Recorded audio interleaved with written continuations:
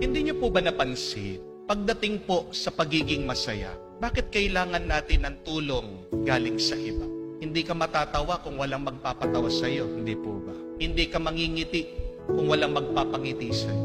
Kaya naman meron nangangailangan na makainom muna, makipagsugala, na-addict sa drugs, o kaya naman sa video games. Kasi kailangan natin ng tulong galing sa labas, galing sa iba, para tayo maging masaya. Pero tingnan niyo po ito. Bakit pagdating naman sa pagiging malungkot, hindi natin kailangan ng tulong sa iba? We can be perfectly miserable and sad without the help of any person, without the help of other people. We can be perfectly depressed all by ourselves. At minsan nga, pinapasa mo pa yung iyong lungkot sa iba. Madalas nga, di ba? Pag malungkot tayo, gusto natin yung iba malungkot din. Bakit pagdating sa pagiging masaya, kailangan mo ng tulong? Pero pagdating sa pagiging miserable, kayang-kaya natin ang maging malungkot at miserable. Diyan tayo eksperto Yung ginagawa nating kawawa at kaawa-awa ang ating sarili. Amen? Halimbawa na lang po, tignan nyo ito. Pagdating sa pera, pag pinag-uusapan ng kayamanan, tatanungin ka, kumusta ka? Anong madalas na iyong sinasagot? Ito po, Father, ang hirap-hirap ng buhay. Walang pera. Di po ba? Pero mamatay man po, sinungaling. Ano po ang katotohanan? May pera, walang pera. Meron po nagte-text sa akin, nagme-message. Sabi, Father, ba't ganyan yung aking mga kamag-anak? Feeling nila, multi-billionaire na ako. Dahil ba, naka-abroad ako. Lahat-lahat ng pangangailangan nila, ako na lang, tinatawagan ako dito. Bayad nila sa tubig, sa kuryente, may ultimong gatas ng pinaka-apu-apuhan namin, hinihingi sa akin. Pero kung titignan mo naman yung bahay nila, ang gaganda na, lahat sila nagtatrabaho. Pagtatanungin ko sila, nasan yung pera nyo? Anong sasagot nila? Mahirap ang buhay. Wala kaming pera. Ang galing natin sa pagiging malungkot, miserable, ginagawa nating kawawa at kaawa-awa ang ating sarili. O yung mga niloko na lang ng kanilang mga asawa. O yung niloko ka, pinagpalit ka ng iyong jowa. Diba yan? Anong ginagawa mo sa iyong sarili? Nilolosyang mo. Kinakawawa mo ang iyong sarili. Meron po nagme-message din sa akin, sabi, Father, anong gagawin ko? Pinagpalit ako nitong jowa ko. Wala naman akong ginagawang masama. Gusto ko na pong magpakamatay. Sabi ko, hindi mo kasalanan yun kung niloko ka. Sinasabi mo nga, wala kang ginawang kasalanan. Kasalanan niya yun. Bakit pinaparusahan mo ang iyong sarili sa kasalanan ng ibang tao? Be happy. E di iwan mo siya. Ibig sabihin, hindi kanya deserve. Meron pang ibang mas deserve sa iyo. Maging masaya ka. Iwan mo yan. Kung minsan nga, yung mga may sakit, hindi po ba? Diyan din magaling. Self-pity. Yung mga iba nilalagnat lang. Kala mo naman pag nagsalita, mamatay-matay na. Hindi ko na kaya. Ang hirap-hirap. Sakit-sakit. Sinasabi nila. Buti pa yung may cancer, di po ba? Pag makikita mo, lumalaban. Kahit na nauubos na, yung lakas kahit na nauubos na, yung pera lumalaban. Sa tingin niyo po, sino yung mabubuhay? Yung cancer na lumalaban o yung may lagnat na sumusuko? Alam natin yung sagot diyan. Kaya may katotohanan yung kasabihan that we suffer most in our minds more than our bodies. Saan nanggagaling yung matinding sakit at pagdurusa? Galing ba sa katawan mo? Galing ba sa ibang tao? Hindi. Nag-uumpisa yan sa iyong mentality, sa iyong attitude, sa iyong pagtingin, sa iyong pag-iisip. Diyan, sa utak mo, kung ano mga tumatakbo diyan. Pero ang tanong, masaya ba ang Diyos na nakikita ka niya, na ikaw ay nalulungkot, miserable? Masaya ba ang Diyos kapag nakikita niya, ginagawa mong kawawa at kaawa-awa ang iyong sarili? Definitely no. Dahil basahin niyo man po yan sa libro ni Propeta Ezekiel.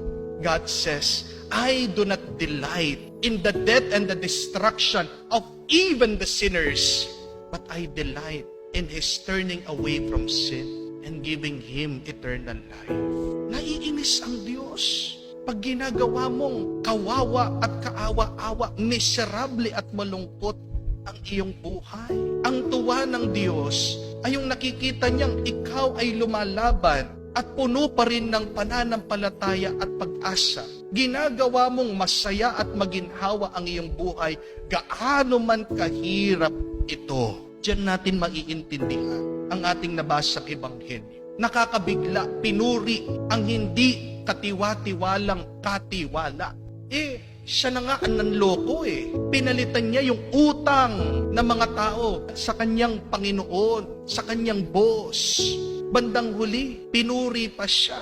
Bandang huli, ibinigyan pa siya ng commendation. Bakit? Kasi ang kinamamangha ng Panginoon dito ay kahit na alam niya na siya ay mapaparusahan, nagkaroon pa rin siya ng disposisyon na gawin pa rin niyang masaya, maginhawa, paano niya mapapabuti pa rin ang kanyang buhay. Ang nakakamangha dito ay hindi siya naging biktima ng kanyang malala at masamang sitwasyon. At yan din po ang pinapaalala ng Diyos sa atin.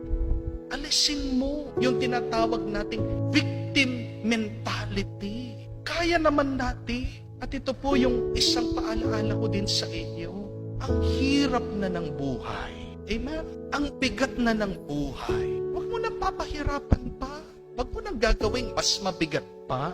Maghanap ka ng paraan kung paano mo gagawin magaan yan. Maghanap ka ng paraan na kahit nasa gitna ng iyong hirap, kaya mo pa rin maging masaya, mabuti, at ikaw ay guminhawa. Kaya natin. Kahit na sinasabi mo, walang pera, pobre lang kayo, dukha lang kayo, talagang gumagapang kayo. Kung yung ulam mo, pagkain mo, kanin lang, anong magagawa mo? Pasarapin mo. Lagyan mo ng toyo, di po ba? O kaya ng kamatis. Mas masarap pa nga yun May magagawa ka para gawing mas masarap kung ano yung nandyan sa iyong plato. Amen? Yung iba, ano ngayon kung hindi kinakausap ng asawa mo? Bayaan mo siya. Ini-snub ka, snubin mo din. Kahit na paano mo nakausapin, pakiusapan, pinagdasal mo, ayaw talaga. Matigas ang puso. Bayaan mo siya. Anong gagawin mo? Lumabas ka. Makipagkwentuhan ka. Ang dami kaya dyan. May isa nga 24 hours hindi natutulog Daig pa mga CCTV camera. Naglilibang. Kasi may kanya-kanya din mga problema yan. Pero tingnan niyo po, hindi sila nagiging biktima ng kanilang sitwasyon sa kanilang pamamahay. Amen? Yung mga iba na may sakit, kahit na may sakit sila, hindi pa rin sila sumusuko. Lumalaban sila. Kamukha po nitong ama ng ating pinag-aaral na seminarista.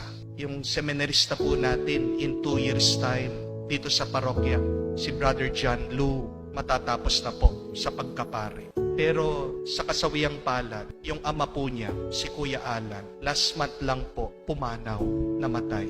Last 3 years ago, pagdating ko po dito, nakilala ko yung ama niya. Putol na yung paa dahil po sa diabetes. May prosthetic leg po siya. Pero alam niya po, bilib na bilib po ako dito sa taong ito. No? Sumalangit na ang kanyang kaluluwa. Bakit? Kasi kahit na may kapansanan siya, kahit na may sakit siya, nakakapag-drive pa po ng barangay service.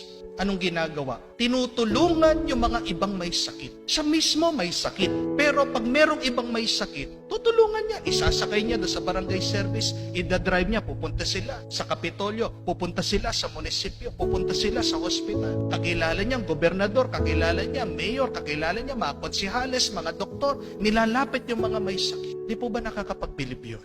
At kahit na po sa pinakahuli-huli ang sandali ng kanyang buhay, nung nagdadialysis na siya at naghihingalo, meron pa rin daw po tumatawag sa cellphone niya. Sinasagot niya. Pilit niyang kinahanapan ng tulong yung mga tao. Hindi man nila alam na sa mga huling sandali na tumatawag sila, siya mismo nandun na sa hospital, sa ICU, malapit ng malagutan ng hininga. Pero tingnan niyo po, gusto pa rin niyang tumulong. Hindi niya nakita yung kanyang sarili bilang kawawa. At hindi niya ginawang kaawa-awa ang kanyang sarili. Ikaw, kumusta ka na? Ikaw, na kompleto pa ang lahat ng parte ng iyong katawan. Sana mas higit pa ang magawa mo. Sana gawin mong mas masaya, mabuti at maginhawa ang iyong buhay. Yan ang ikagagalak at ikatutuwa ng Diyos. At tingnan mo man, mas pagpapalain